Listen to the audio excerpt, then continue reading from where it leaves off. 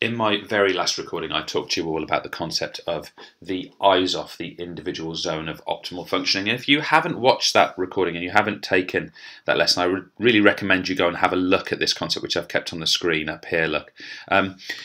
We said really that there's this sort of theory being proposed that we reach our best performances in relation to arousal.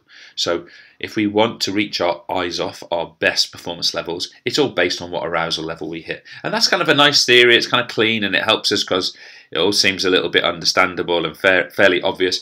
But maybe it's also limiting. And a group of research actually and it says here, popularised by Mihai Csikszentmihalyi, which is actually how you say that. By the way, I took this picture to put in front of the image, put in the center of the recording today, because I knew I was going to spell this wrongly if I tried to do it live. So it's a crazy name.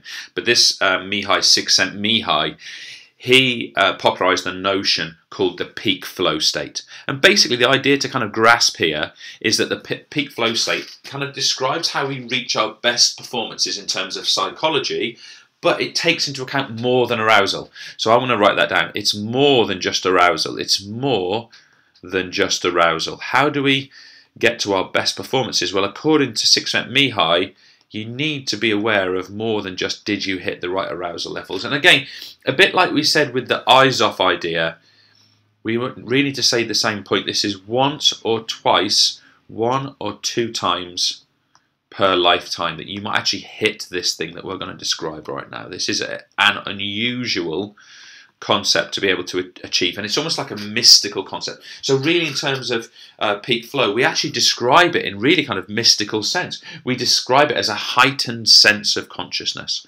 a heightened sense of consciousness. And when I read that term or think about that term, I just simply think that the performer believes themselves to be in total control.